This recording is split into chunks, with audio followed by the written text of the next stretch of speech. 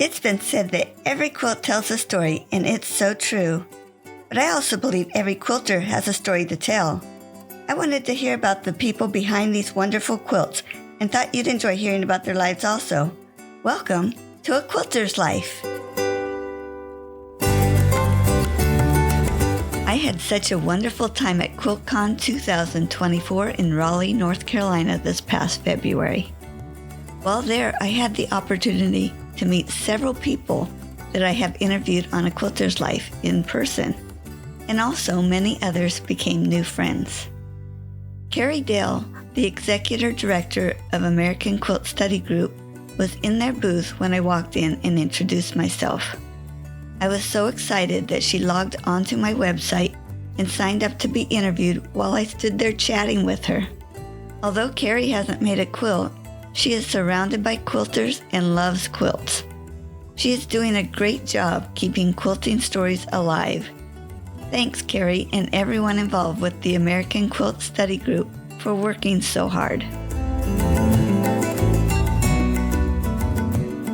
Carrie, thanks for joining me on A Quilter's Life. So glad to have you. Thank you so much for having me. Now, I got to meet you at QuiltCon this year. You were in the booth for American Quilt Study Group, and I take it that you are leading that group. I'm one of the many leaders of the group. We are a nonprofit organization, so I do report to a board. Our president is Nancy Babor, and we have two vice presidents, Deb Dahab and Sharon Pinka, but I'm the executive director. So I kind of manage the day-to-day happenings, do a lot of outreach and a lot of marketing for American Quilt Study Group. And in QuiltCon, that was the first time that we had attended as a vendor with a booth.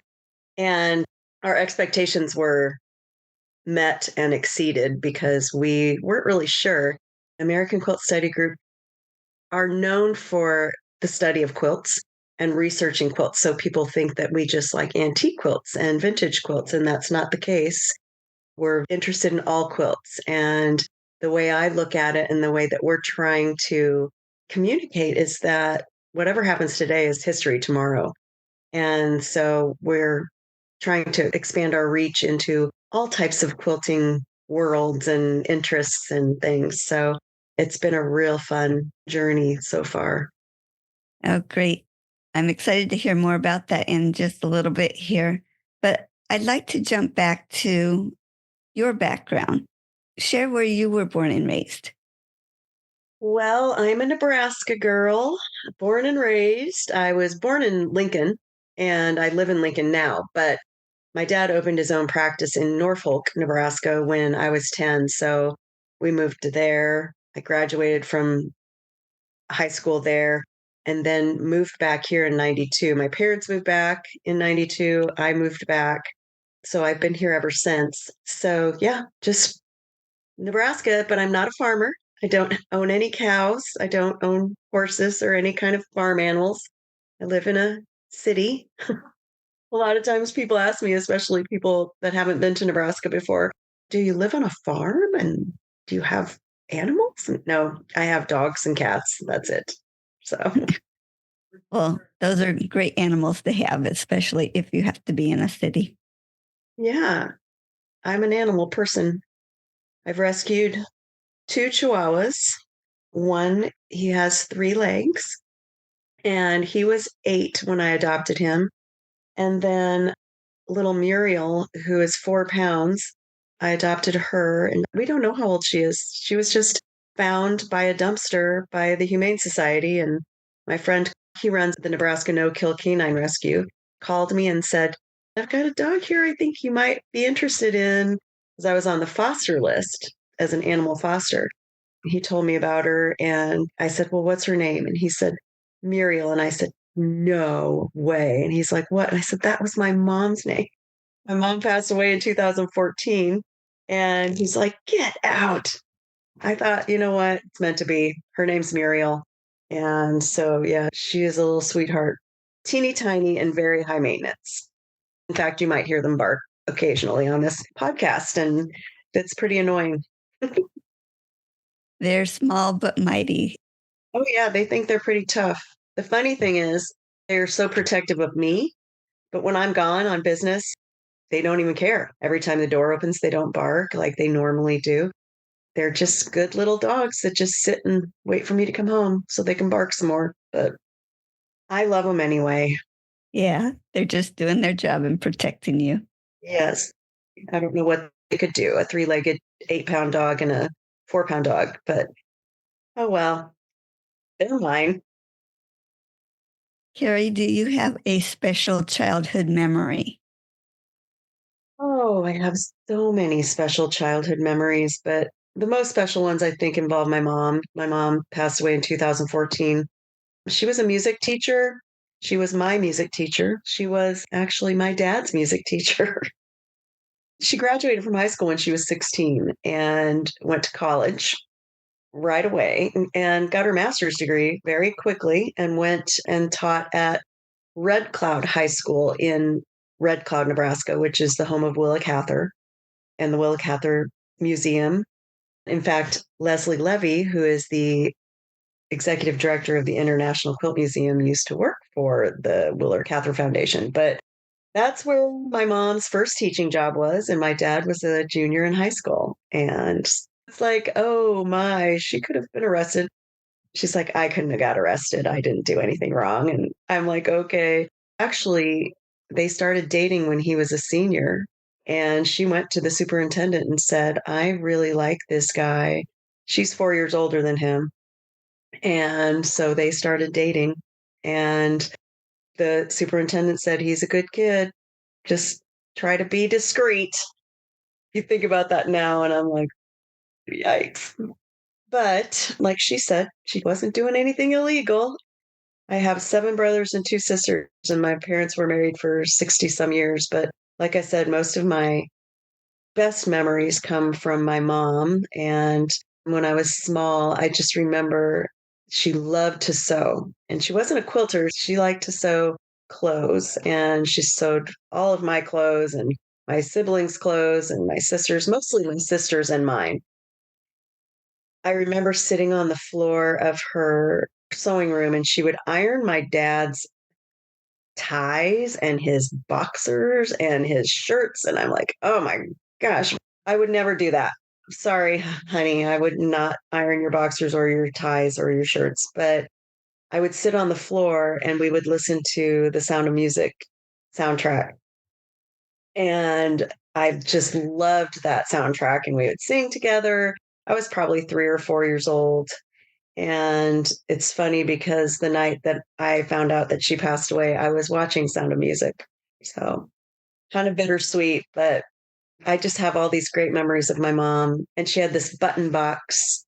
I know a lot of people have the same memory of grandparents or moms that had this button tin and all of the buttons. I used to love going through all the buttons and looking at the different buttons and asking where they came from and stuff. But yeah,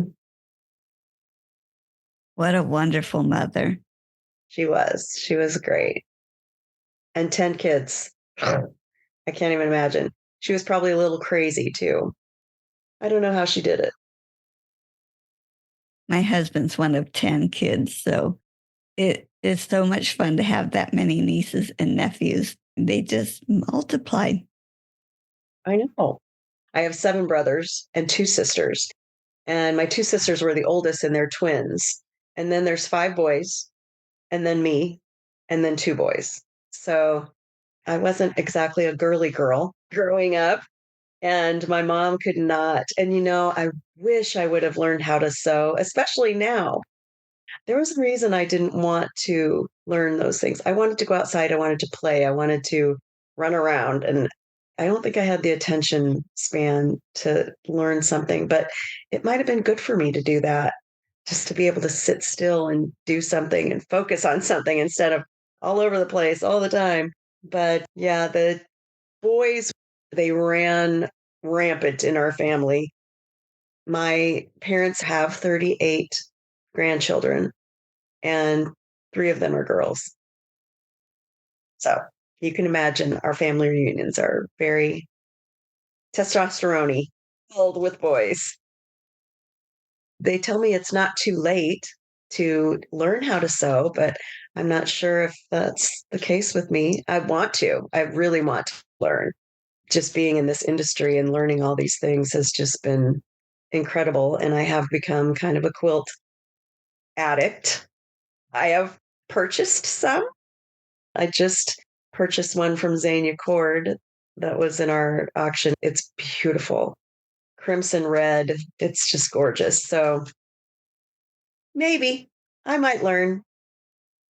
I'm more patient as I get older. I've gotten so much more patient than I have been in the past. And so if anybody wants to teach me, anybody out there, I'm willing to learn. I bet you'll get 100 calls. Paula, if I learn how to quilt, I will send you a picture and let you know. I'll expect to see it. I may just be a collector for a while.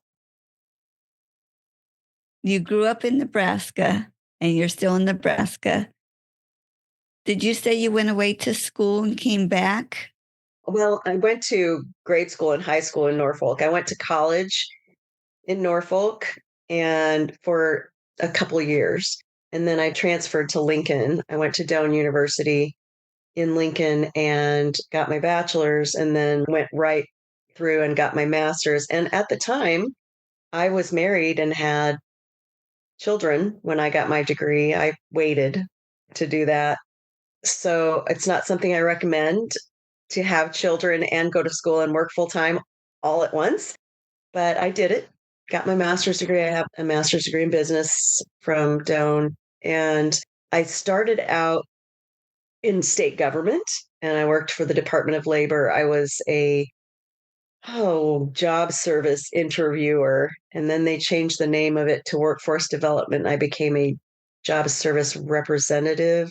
And then I was a business services representative. I worked with companies in Lincoln trying to help them find employees. And then decided I wasn't making enough money and wasn't really being challenged. And I applied for a position at the Nebraska Medical Association, which is a nonprofit member organization for physicians. And so my position was the director of specialty societies and special projects. And it was very special.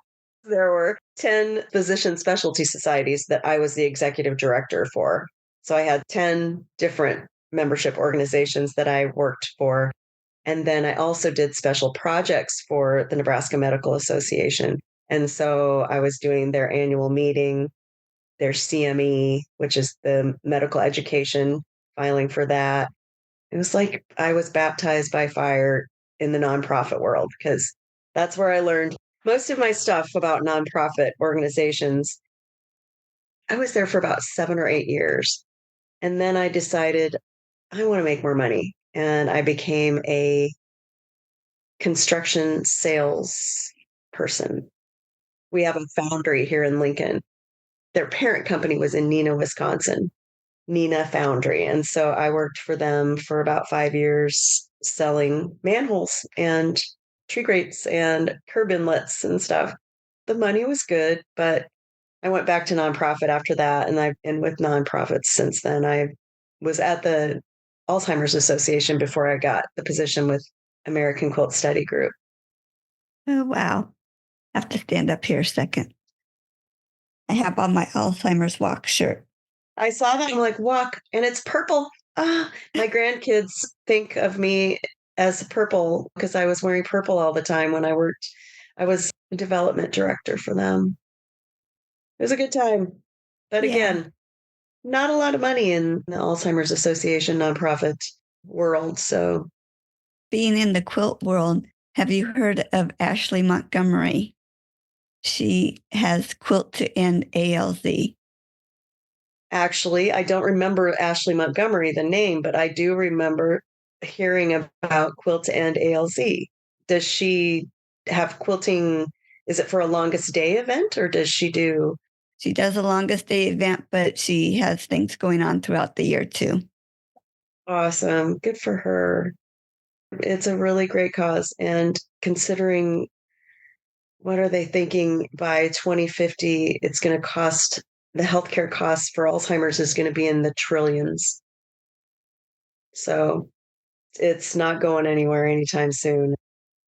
So if you can donate or walk, participate in a walk, it's a really great experience. Hmm. Is there anything else about your family that you wanted to share? Like I said, I come from a huge family. I have 5 sons and 8 grandchildren. I do have 3 granddaughters, so I'm kind of lucky there. I didn't have all grandsons. Nothing bad about boys, but it is nice to have a girl sprinkled in there every once in a while. Just my youngest is 3 months old and my oldest grandson is 10. Grandchildren, not children. My children are all adults, so got them all raised and married off. But yeah, I'm super proud of my kids and my grandkids. They're why I do what I do and what I live for. I have a hard time convincing one of my granddaughters that a quilt isn't just a blanket. Well, what's so special about quilts? They're just blankets. And I'm like, oh, honey. So we did take her to the International Quilt Museum and introduced her to a lot of really cool blankets, which now she understands that this is art. Do they live near you or did they move far away? My oldest son and his wife were in Salt Lake City, Utah, but then they moved back to Kansas City because they wanted to be closer. And then they just said, forget it. We're going to move to Lincoln. And so, yeah, all my kids are close by. How fortunate. Yeah, very. I'm so fortunate. If you had the opportunity to talk to your great, great, great grandchildren, how would you describe yourself to them? Oh, wow. I would describe myself as someone who was open minded and loving and giving and very inviting of new ideas and new places and new people and different types of people and different cultures. And that I would hope that they could embrace that same mindset. Just always be kind. And that's something that I've worked really hard in my life to do and to be, sometimes not so great, other times fantastic. But I think that that is the lesson that I want all of my kids and my grandkids and great grandkids to get is just be kind. First, be kind. And you don't know what other people are going through. You don't know what other people have been through. So you don't know what that kindness is going to do for them. You don't know what that could possibly do for somebody. It could make their day, it could make their week or their year. You never know. And so that's what I want them to know about me is that I was a nice person. Is there anything else that you would want to say to them? Floss your teeth. My dad, he'll be 92 in August, and he still has all his teeth. Yeah, they're always coming out with something new to help us do those things we need to do. I know, but it's a hard habit to get into. I know so many people, they're like, no, I don't floss. Well, start now. Are there crafts and or hobbies that you do? Oh my gosh. Like I said before, crafts for me were almost like a punishment when I was young because I had to sit still. I went to a Catholic school and I was taught by a lot of nuns, which I'm not saying that's a bad thing. I'm sure so many women can relate to this. I was always told, sit like a lady, act like a lady. You're not acting like a lady. And I think I was 35 or 36 years old when I was diagnosed with ADD. So that probably had a lot to do with why I didn't like sitting down and doing crafts because you had to pay too much attention. It was so hard.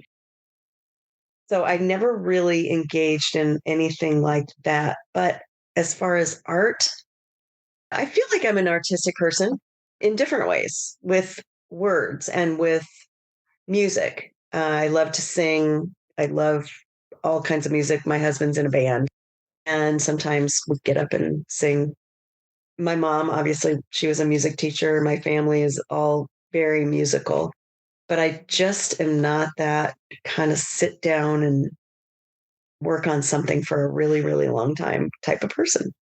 And I wonder a lot of times if that might be the key to getting me to putting something like that in front of me and me just making the decision to start and work on it and finish. That's the thing I worry about is I'm going to have all of these started quilts and blocks and stuff all over my house and I'll never finish them. So, Or you could be like me. If I get two projects going at a time, then I tend to not even want to go into the sewing room because I have to make decisions on what I'm going to do. So I have to stick to one at a time, else I'd get nothing done. yeah, and I do a lot of things. I mean, I'm a busy person and it's never in a linear fashion. It's like, oh, got to do this. And then I switch gears and go over here and do this. And I switch gears. And that's the one thing I think I'm just afraid that I won't finish. But I guess if I'm afraid of it, it's the best thing to conquer your fears. Do something that you're afraid of. It's not really that I'm afraid of it. I just know how expensive some of that stuff can be. I spent quite a lot of money at QuiltCon on fat quarters for my daughter-in-law. So I could probably spend a lot of money doing this if I decided that I was going to do it. Well, we spoke just a little bit that you work for American Quilt Study Group now. So, how were you introduced to AQSG? As I said before, I was with the Alzheimer's Association, and I had been looking for an executive director position with a nonprofit for a few months. And I saw the job ad on Indeed, and I was like, American Quilt Study Group, what is that? I didn't even know it was a thing. So I looked into it. I looked at their website, and it just seemed like a really fun job. That seems like a really cool job. When I found out it wasn't like I'm going to be leading a bunch of people in quilting, I don't have to have experience in quilting to do this. They really were looking for someone with experience in nonprofit management. So I did a little bit of research and checked out their website and talked to some people. And I was called for the first interview and really just thought the world of the hiring team, the people who interviewed me. They were so kind and fun to talk to, great feedback and body language. And I just was really impressed with them. So my first interview, and they said that they would be calling me for a second interview. And I was like, okay, now it's go time. I need to start doing some real research. And my second interview, they called me. It was probably 3 weeks after my first one. And so I would sit and watch YouTube videos. First, I started with Quiltside Chats. American Quilt Study Group has a program called Quiltside Chats that they do with Carolyn Ducey at the American International Quilt Museum. And the premise of it is if you could walk out of the International Quilt Museum with a quilt, if it weren't a crime, which quilt would you walk out with? Which quilt would you take? So I watched a few of those. And then I somehow got on to Mary Fawn's Quilt Nerd. And I started binging Quilt Nerd. My husband would come home and say, you're watching her again? I'm like, she's so smart and so engaging. And so I really learned a lot from her. I learned that it can be fun, it can be funny. There's so many different aspects of quilt research and quilt history. I think what interested me the most about the position was that it had to do with women's history. It has to do with women's voices. And the way that I look at it is some of these quilts from the 19th century, 20th century, they aren't labeled. We don't know who made them. To me, that's so sad because somebody put their heart and soul and work into what I consider a piece of art.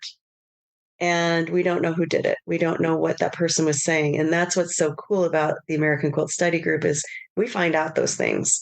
we find out who made that quilt. We find out what that person was thinking, what they were going through. And it takes a lot of time and a lot of hard work.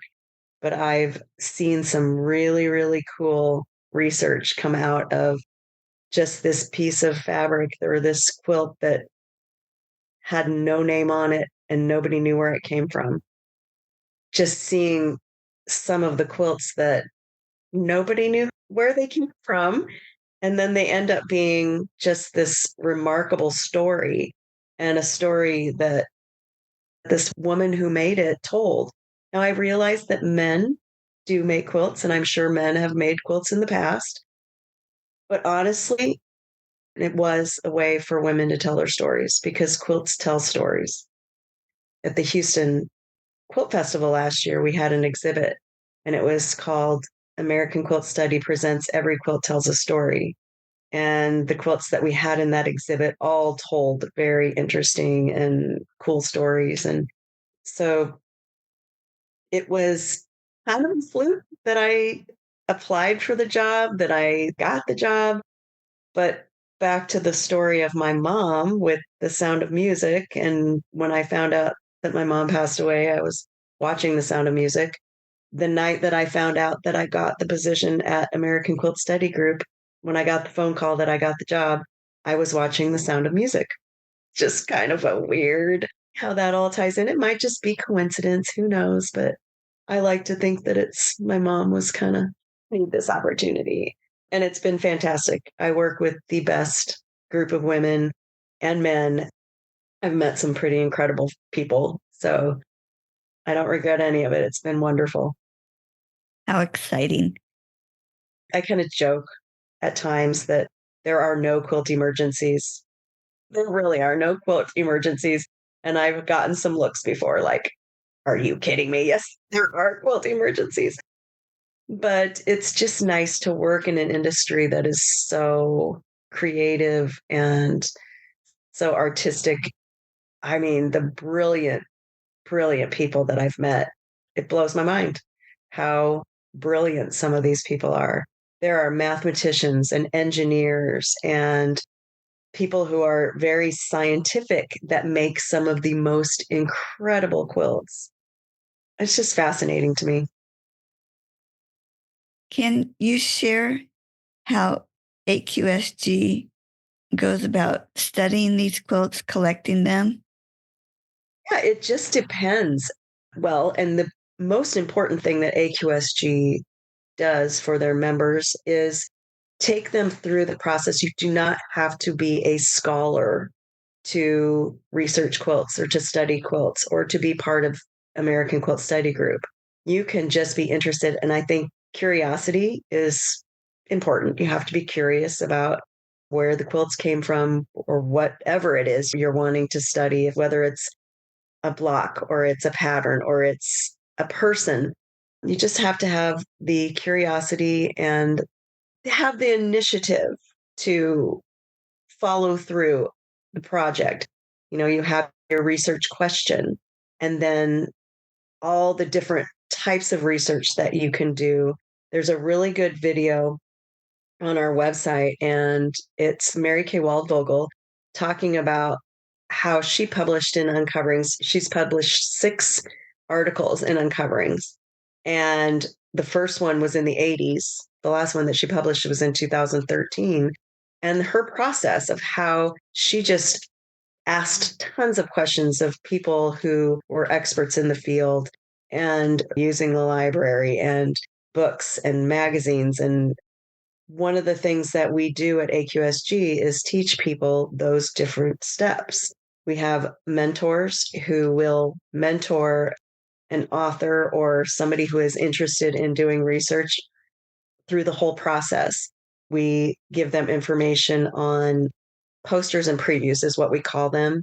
So if they just have a little bit of research done and they're still working, they can do a poster presentation about what their topic is and what they want to research. They have previews where they can bring their research to a lot of people who go to seminar, which is our yearly event that it's in person, but they can ask questions and get feedback from other quilt historians, quilt researchers.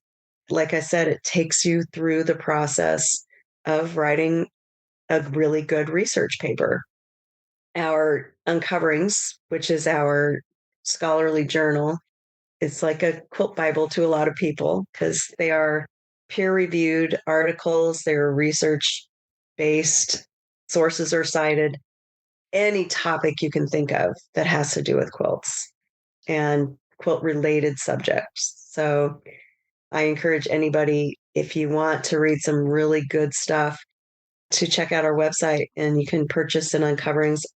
That's just one of the benefits that we offer. We do all kinds of virtual workshops. We have a winter virtual seminar where people can just share their research and share what they love. It's great that there's an organization that can all be brought together. I think so too. And there's a lot of people that say, oh, well, I just like modern quilts or I like contemporary quilts. You know what? That's awesome. Find an awesome contemporary quilter that you want to do research on or a contemporary quilt that you're in love with and do research on that. It doesn't have to be 100 years old or 200 years old. It can be 5 years old. It can be a year old. You ask that question, you come up with that research question and expand on that question. You don't always come up with a conclusion. Sometimes it's like up in the air, but it's the process that's the really cool thing. And I think you just covered the next question I had was, what type of quilts do you work with? No quilt is left behind in this organization. Our mission does not say anything about antique quilts or modern quilts or art quilts or vintage or contemporary. It's just quilts and quilt related studies. We're going to do a virtual series on material culture. And it's going to be really cool because we're going to talk about some different things than quilts and how that all ties in together. Be on the lookout for that. Hopefully, we'll have that out before the end of the year. And I'm going to mention that this is 2024 in case you're listening to it next year. Maybe not till 2025, but we've got a lot of irons in the fire now. AQSG is moving and grooving. We've had a lot of activity since January 1st. I've been on autopilot, just go, go, go. And it's a good thing. That's a great thing because it means that we're making progress. We're reaching people and we're spreading the word about how wonderful an organization AQSG is because it just is. It's such a wonderful group of people. And I've heard so many people who have come to seminar or participated in some activity or event that we've done. And I've heard them say, I found my people, or I finally found my people. I hear that a lot in the quilt world, and I love it because what more can you ask? Is just being able to find the people that you feel comfortable around, that have the same interests and that you have fun with. That's so cool. Do you happen to have a favorite quilt story that's been researched through AQSG? I read an article in Blanket Statements. I think I read it maybe my second or third week with AQSG.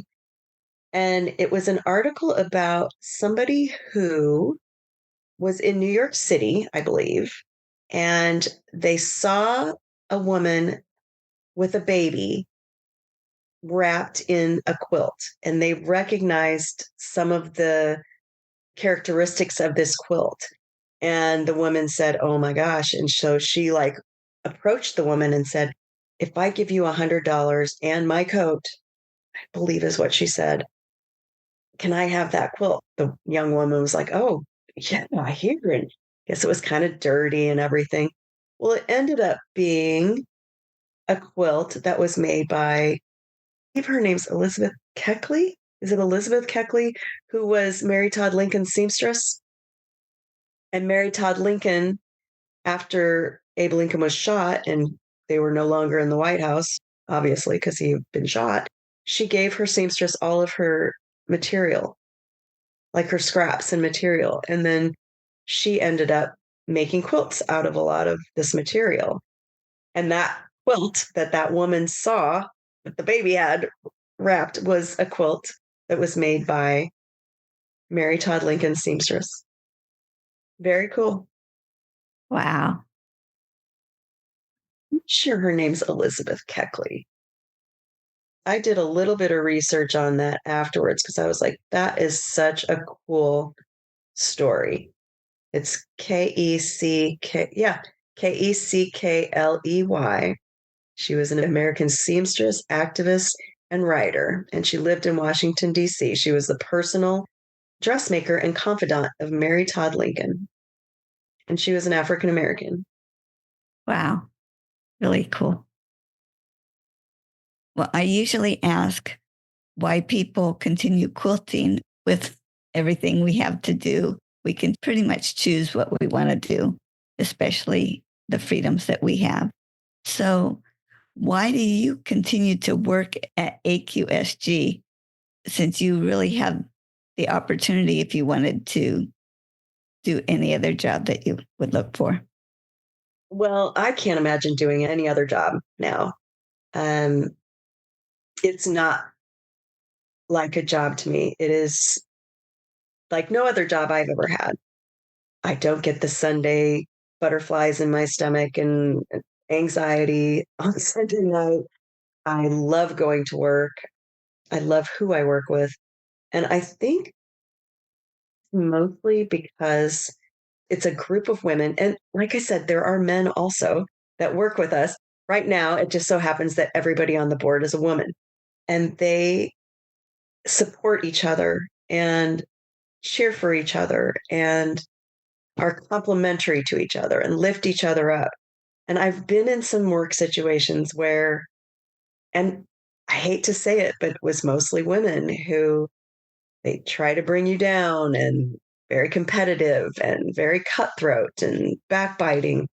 And I have not seen this be the case in any situation that I've been in with the board or with the people, the volunteers that I work with. They're just such a great group of people and very kind and giving of their time. The volunteers that I work with, they love AQSG. They love quilt research. They love quilts. And it shows. That's just something that's very important to them. They love to give back. Yeah, I can't imagine. I tell people I do this for free, but don't get any ideas because I like getting paid. But I'm very lucky and very fortunate that I do get paid to do something that is so much fun. Well, we all know it's fun to be around quilters. It really is. It really is. Hey, I've found my people. Even if I don't quilt, I've still found my people because they're pretty incredible. Can you share with us how American Quilter Study Group began? Yes, it was formed in 1980, but in 1979, Sally Garut, who was a quilt historian, she started talking to her friends and the people that she studied quilts with and that she was close to. And she felt like there's so much to study, there was so much work to be done that they should form an organization and give presentations and write and do research. And it should not be just for academia, it should be for anyone who is curious about quilts, anyone who is interested in studying quilts. And so that was the premise was that it's for anybody. So the first AQSG seminar was held in Mill Valley, California. So Sally Groot was from California, and AQSG started in California. And they had a seminar. I believe there were like 29 people maybe that came to this seminar. And they decided after that very first seminar, and some of the people on that were Barbara Brackman, Questa Benberry, let's see, Julie Silber was in there. I don't know if she was there in the beginning, but she was there from a very early time. Mary Kay Waldvogel, Marianne Fawns. There's some real big names that have been involved with AQSG and support AQSG. but they started meeting once a year and they called it seminar. And in the beginning, I think that they met at convents and university campuses and places that were cheap. And then the membership grew. And I believe by the 90s, like early 90s, they were up to about 600 to 700 members. So then they started having seminar at hotels and started becoming a little bigger of an event. But still, the main focus of our seminar is the paper presentations of the authors who were selected to write in that year's uncoverings. And so the uncoverings is published and printed. We take it to seminar. That's the first time they can get their hands on the uncoverings for that year. And then they can listen to the authors talk about their research and just their journey through researching that particular topic. And so that was what Sally Garut focused on, was the research, and that is what we focus on today. At QuiltCon, Mary Fawn spoke, and if that was a taste of what it's like at Uncoverings, that would be so cool. Just as it happens, Mary Fons is one of the authors in our uncoverings for 2024, and it hasn't come out yet. It won't come out until seminar. This year, seminar is in Tarrytown, New York, September 3rd through the 9th. We have a couple of tours that we're planning beforehand on Wednesday, the 4th, but Mary will be talking about her research. And if you did get to see, I heard so many people at QuiltCon say, it was so great. Her lecture was so awesome. And it is. She's just engaging and she knows her stuff. She's brilliant. And I love the way that she ties everything in such a nice, neat, cool package. Like you start and it's like a little journey listening to her talk. And then at the end, you're just like mind blown. She's wonderful. And she's not the only one. There are so many members who are equally as wonderful and brilliant as she is. And you know, her mom is Mary Ann Fons of Fons and Porter. She's grown up with it.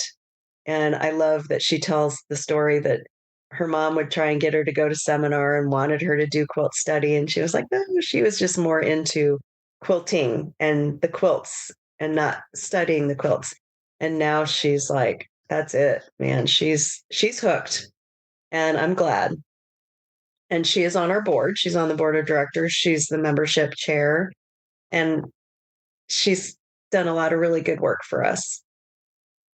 Obviously, what she puts her mind to, she does well. She does. She's a pretty fantastic lady.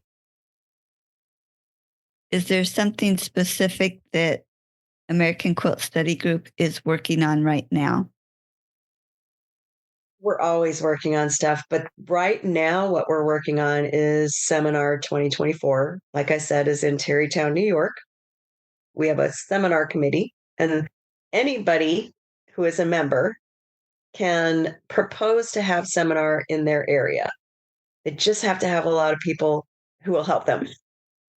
Obviously, the office helps them, but Sharon Waddell is the chair for the 2024 Tarrytown seminar. Dana Balsamo is the co-chair. There's several people up in that area. Sue Reich is on the committee. I don't know if you've heard of Quilts of Valor, but Sue Reich worked very closely with Quilts of Valor, and she has for many years.